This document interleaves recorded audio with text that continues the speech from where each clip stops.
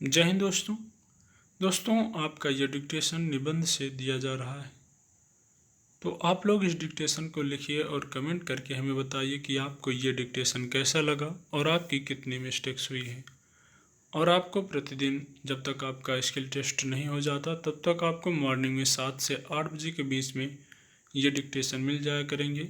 एक डिक्टेशन आपका 85 शब्द प्रति मिनट की स्पीड का और दूसरा 100 शब्द या 110 शब्द प्रति मिनट की स्पीड का होगा, ताकि आप लोग अच्छे से प्रैक्टिस कर सकें। और कोशिश की जाएगी कि 2 से अधिक डिक्टेशन आपको प्रोवाइड किए जाएं।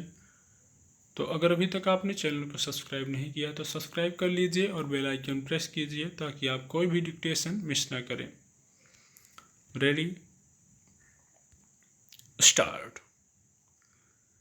मैं माताओं से पूछना चाहता हूँ कि बेटी नहीं पैदा होगी तो बहू कहाँ से लाओगी।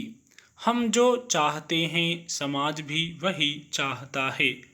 हम चाहते हैं कि बहू पढ़ी लिखी मिले, लेकिन बेटियों को पढ़ाने के लिए तैयार नहीं होते। आखिर यह दोहरापन कब तक चलेगा? यदि हम बेटी को पढ़ा नहीं सकते तो शिक्षित बहू की उम्मीद करना बेईमानी है। जिस धरती पर मानवता का संदेश दिया गया हो वहाँ बेटियों की हत्या दुख देती है। यह अल्ताफ हुसैन हाली की धरती है। हाली ने कहा था, माओ बहनों बेटियों, दुनिया की जन्नत तुमसे है। ये उद्गार है भारत के प्रधानमंत्री नरेंद्र मोदी के, जो 22 जनवरी 2015 को हरियाणा के पानीपत से बेटी बचाओ बेटी पढ़ाओ अभियान की शुरुआत पर व्यक्त कर रहे थे। यह अभियान केंद्र सरकार के महत्वाकांक्षी कार्यक्रमों में से एक है। अब प्रश्न उठता है कि इस अभियान की जरूरत क्यों पड़ी।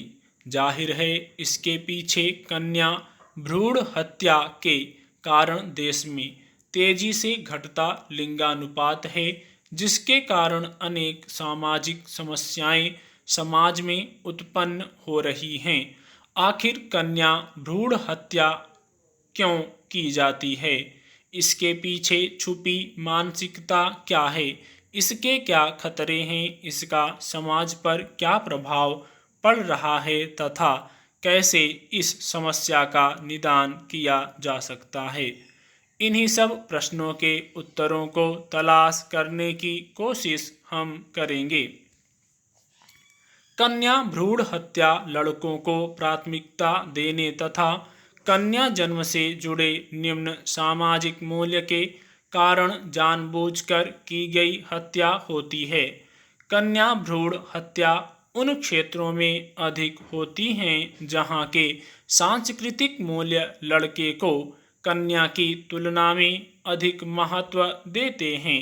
भारत में यह प्रथा कोई नई नहीं है। मध्यकाल से इस प्रथा के अस्तित्व में आने के प्रमाण मिले हैं। जब मुस्लिम आक्रमणकारियों तथा शासक वर्ग के द्वारा लड़कियों का शोषण किया जाता था, इनसे बचने के लिए कन्या शिशु को मारने की परंपरा प्रारंभ हुई। इसके अलावा विद्वानों ने इसे दहेज से जोड़कर भी देखा है। हालांकि प्राचीन काल में इस प्रकार के प्रमाण हमें नहीं मिले हैं। वैदिक काल में तो कन्याओं की शिक्षा दीक्षा का उचित प्रबंध किया जाता था।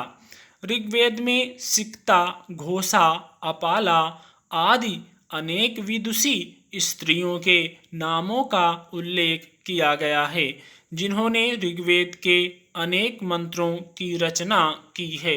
गार्गी के नाम से भी हम परिचित हैं, जिन्होंने गार्गी संहिता नामक प्रसिद्ध खगोल विज्ञान के ग्रंथ की रचना की तथा याज्ञवल्क्य जैसे विद्वान ऋषि को शास्त्रार्थ में पराजित कर दिया था।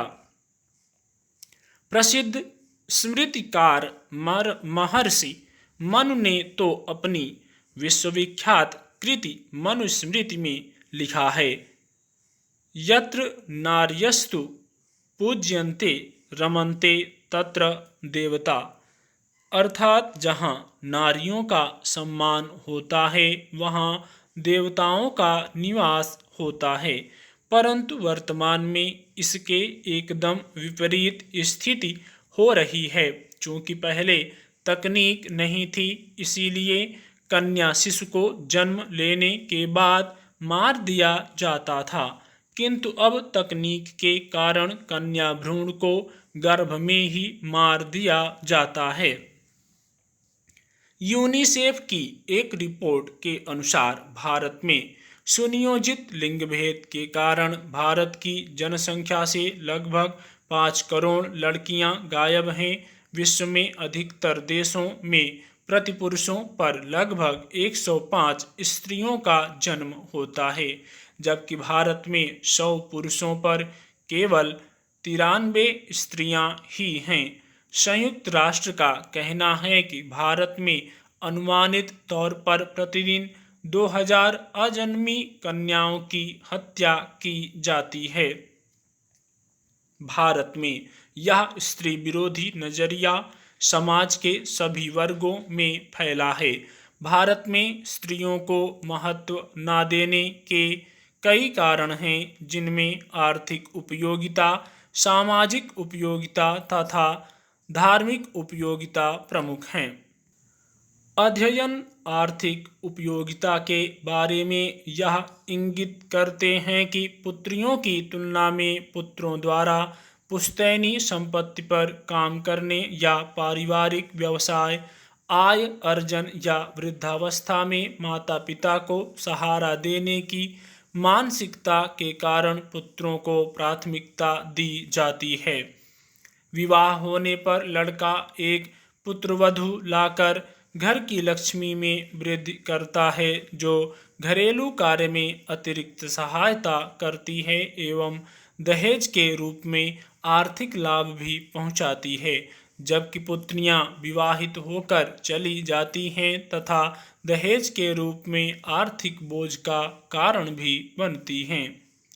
चीन आदि देशों की तरह भारत में भी पुरुष संतति एवं पुरुष प्रधान परिवारों की यह प्रथा है कि वंश चलाने के लिए कम से कम एक पुत्र का होना अनिवार्य है एवं कई पुत्र होना परिवार के ओहदे को अतिरिक्त रूप से बढ़ा देता है। कई धार्मिक अवसरों पर परंपराओं के अनुसार केवल पुत्र ही भाग ले सकते हैं, जैसे अंतिम संस्कार एवं श्राद्ध कर्म इत्यादि।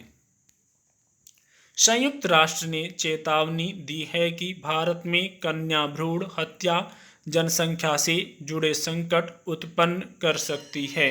वर्ष 1981 में 0 से 6 साल के बच्चों का लिंग अनुपात 962 था, जो 1991 में घटकर 945 तथा 2001 में 927 तथा 2011 में और अधिक घटकर 914 रह गया है।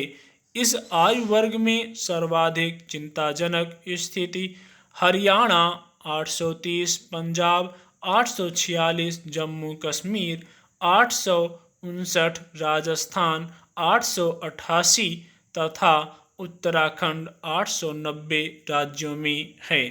घटते लिंगानुपात के कारण इन राज्यों में अविवाहित युवकों की संख्या बढ़ रही है।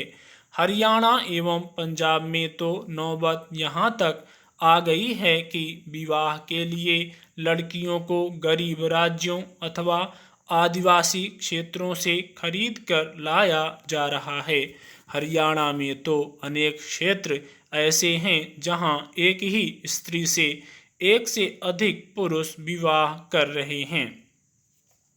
यह तो सामाजिक प्रभाव है। यदि हम एक दूसरे नज़रिए से देखें तो कन्या भ्रूण हत्या से भारत की उस मेधा शक्ति का भी नाश हो रहा है जो वर्तमान में भारत को आर्थिक सामाजिक रूप से समृद्ध कर सकती। इसी कारण भारत सरकार लंबे समय से बेटियों को बचाने के लिए प्रयत्नशील रही है। इस कुरीति को समाप्त करने तथा लोगों के दृष्टिकोण में परिवर्तन लाने के लिए सरकार ने कई कदम उठाए हैं। सरकार द्वारा देश में कन्या भ्रूण हत्या रोकने के लिए अपनाई गई बहुआयामी रणनीति इसमें जागरूकता पैदा करने और विधायी उपाय करने के साथ साथ महिलाओं को सामाजिक आर्थिक रूप से अधिकार संपन्न बनाने के कार्यक्रम शामिल हैं। इनमें से कुछ उपाय निम्न हैं। स्टॉप।